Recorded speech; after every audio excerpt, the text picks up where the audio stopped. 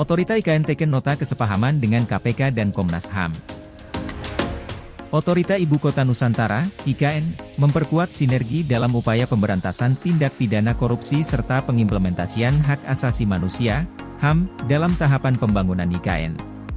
Langkah awal dilakukan dengan menandatangani nota kesepahaman, MOU, dengan Komisi Pemberantasan Korupsi, KPK, serta Komisi Nasional Hak Asasi Manusia, Komnas HAM, di Hunian Pekerja Konstruksi, HPK, Nusantara, Selasa, 19 Desember 2023. Kami, Otorita IKN, menyambut baik kolaborasi dengan KPK dan Komnas HAM. Sejak awal kami ingin pola environmental, social, governance, ESG, bisa terlaksana dan memiliki rekam jejak yang baik. Oleh karenanya supervisi ini sangat membantu kami mencapai cita-cita tersebut, ucap Bambang Susantono Kepala Otorita IKN. Nawawi Pomolango Ketua Sementara KPK mendukung penuh adanya sistem pengawasan yang nantinya KPK jalin bersama Otorita IKN. Menurutnya, dua tugas utama KPK yaitu pencegahan tindak pidana korupsi serta pengawasan penyelenggaraan sistem pemerintah akan mampu berjalan maksimal dengan penandatanganan MOU ini. KPK percaya langkah penandatanganan nota kesepahaman ini merupakan langkah yang benar dengan memaksimalkan kerja sama serta fungsi pengawasan yang kami, KPK, laksanakan dalam penyelenggaraan sistem pemerintahan di Otorita IKN, ujarnya. Dalam MOU dengan KPK, sinergi kerjasama antara Otorita IKN dan KPK terbentuk dalam beberapa ruang lingkup, antara lain pencegahan tindak pidana korupsi, monitoring penyelenggaraan pemerintah, dan peningkatan kapasitas sumber daya manusia. Kemudian, sosialisasi dan kampanye anti korupsi, penyediaan narasumber dan ahli, serta pertukaran informasi dan/atau data. Kepala Otorita IKN juga menyebut sudah sangat mengantisipasi adanya bagi-bagi di dalam otorita ini.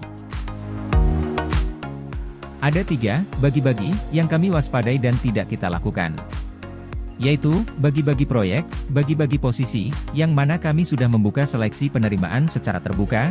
Terakhir, bagi-bagi kafling, di mana kami selalu meminta audit dari Badan Pengawasan Keuangan dan Pembangunan, kata Kepala Otorita IKN. Sejalan dengan hal tersebut, Adnike Nova Sirigo Ketua Komnas HAM antusias untuk bisa melakukan pengawasan secara langsung terhadap berjalannya pemenuhan HAM dalam pembangunan Ibu Kota Nusantara. Kami melihat ada 2 bentuk pemenuhan HAM yang baik.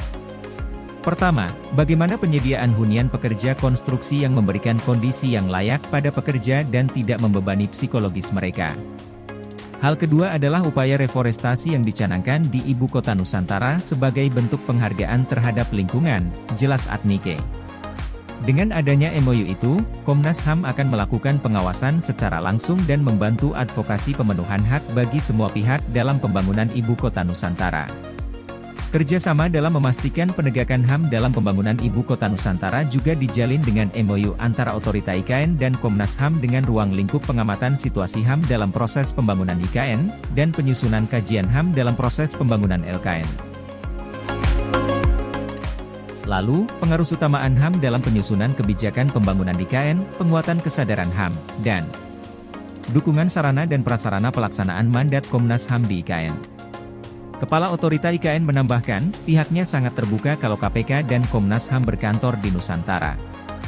Dia menyebut itu akan mempermudah kolaborasi dan koordinasi selepas penandatanganan MOU.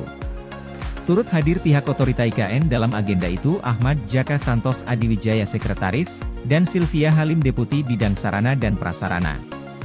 Selain itu hadir juga Cahya Hardianto Hareva Sekretaris Jenderal KPK, dan Henry Silka Inah Sekretaris Jenderal Komnas HAM.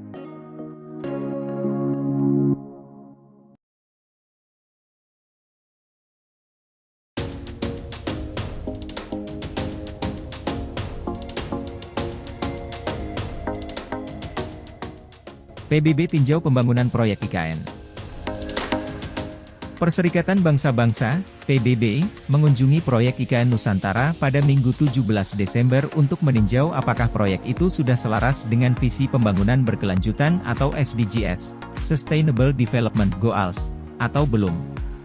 Kunjungan dilakukan melalui UNESCAP, Lembaga Perserikatan Bangsa-Bangsa, PBB, yang bergerak di bidang pembangunan ekonomi dan sosial di kawasan Asia Pasifik. Ada 2 lokasi proyek IKN yang mereka kunjungi. 2 lokasi itu berkaitan dengan reforestasi di Nusantara dan pemberdayaan masyarakat. Lokasi itu adalah persemaian mentawir dan pertanian hidroponik dari warga Sepaku. Usai peninjauan eksekutif Direktur UNESCAP Armida Alis Jahbana mengatakan proses pembangunan IKN telah selaras dalam prinsip dan tren global saat ini. Ia mengatakan pembangunan juga sudah mendukung keberlanjutan dalam pembangunan kota modern.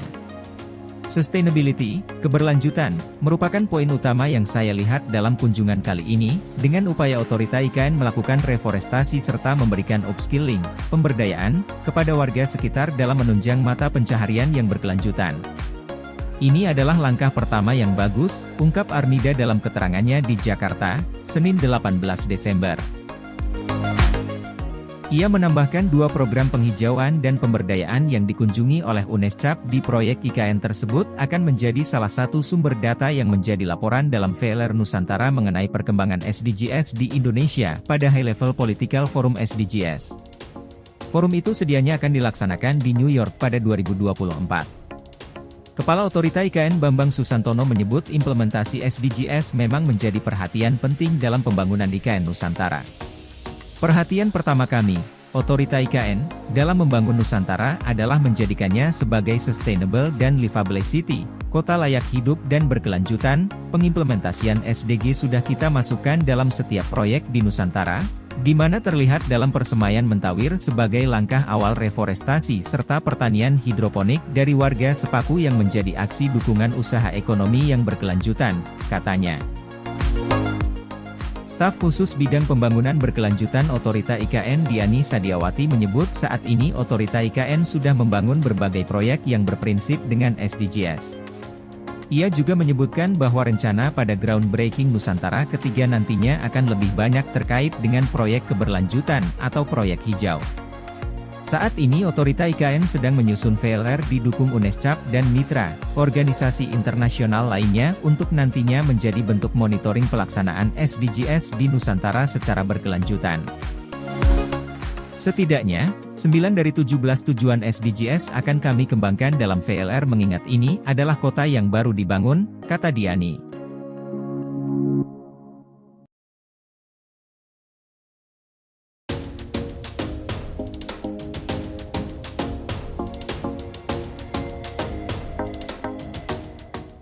Pengembang Kalimantan bangun properti di IKN, groundbreaking pekan depan. Deputi Investasi dan Pendanaan Otorita Ibu Kota Nusantara, (OIKN), Agung Wicaksono membeberkan, minggu depan bakal ada groundbreaking lagi di IKN. Salah satu yang akan dibangun adalah bangunan mixed use yang akan dilakukan oleh pengembang lokal asal Kalimantan. Rencananya, groundbreaking akan dilakukan pada 20 hingga 21 Desember 2023. Presiden Joko Widodo juga dijadwalkan hadir untuk acara groundbreaking ini. Agung menuturkan, target groundbreaking yang akan dilakukan minggu depan akan ada 3 bidang. Pertama, area hijau atau green area yang berfokus pada reboisasi atau penghijauan di dekat sumbu kebangsaan hingga rehabilitasi lahan bekas pertambangan. Hal itu dilakukan karena IKN ditargetkan menjadi kota hutan berkelas dunia yang 65% wilayahnya merupakan hutan. Selanjutnya adalah pelengkap ekosistem sumbu kebangsaan. Sumbu kebangsaan ini adalah kawasan yang pertama kali dihuni tahun depan terutama di kawasan 1A nanti di sini kita lihat ada ekosistem yang sifatnya adalah hunian, beberapa pengembang properti termasuk properti yang datang dari Kalimantan pengembangnya, tutur Agung dalam media briefing yang dilakukan secara online, Jumat, 15 Desember 2023. Agung menjelaskan, proyek yang akan dibangun nantinya berupa bangunan mixed use yang lokasinya berada di dekat rumah susun Hankam. Kalau ini nanti lokasinya akan lebih dekat ke perumahan para aparatur Hankam, para polisi dan TNI. Itu nanti areanya di sekitar sana. Intinya kan orang tinggal di apartemen, tinggal di rumah susun perlu bisa belanja di dekatnya, perlu ada sekolahnya di sekitarnya. Nah itu yang akan dilakukan oleh investor properti dari Kalimantan tadi, ungkapnya. Selain properti, nantinya akan ada groundbreaking transportasi umum. Transportasi ini, kata Agung, akan berbasis listrik. Ketiga, groundbreaking lembaga negara dengan pendanaan non-APBN, yaitu rumah sakit pemerintah dari Kementerian Kesehatan. Fasilitas rumah sakit ini akan digunakan untuk pejabat negara. Jadi kalau dikatakan IKN kota untuk aparat saja, memang untuk rumah sakit pemerintah diarahkan untuk melayani aparat negara. Tapi kita sudah ada 3 rumah sakit di groundbreaking dan 3 rumah sakit itu swasta semua dan fungsinya penekanannya untuk melayani masyarakat, paparnya.